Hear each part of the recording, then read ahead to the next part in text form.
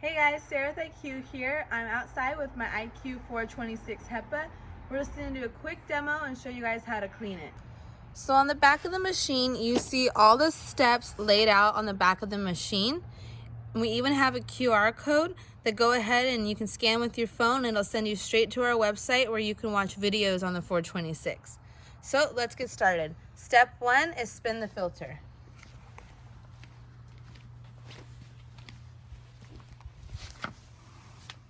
So all you gotta do is spin it 3 or 4 times to release that dust down into the dust containment.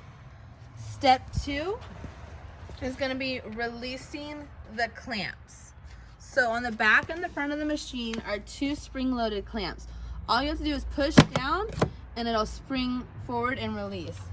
And you can do the same thing on the front side. So you push down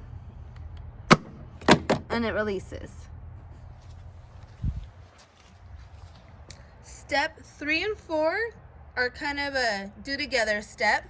So what you do is you go ahead and you step on this bottom lever, releasing the cart to move forward. And while you release, you push this bar forward and it'll snap onto this hook. You need to make sure that this latch is secure under this hook. Because for step 5, you step down back on this bar down here at the bottom and you pull the machine back. So while you're doing that, the cart is then lifting the top of the iQ426HEPA up, allowing you to do step 6, which is remove the dust. We do offer dust bags, dust liners with zip ties that allow you to remove the dust easier. So to put everything back together, you go ahead and slide the dust tub back in. You're gonna come back here, you're gonna step on that lever, releasing the machine down. Release this lever. Go ahead and pull these back. Snap them back.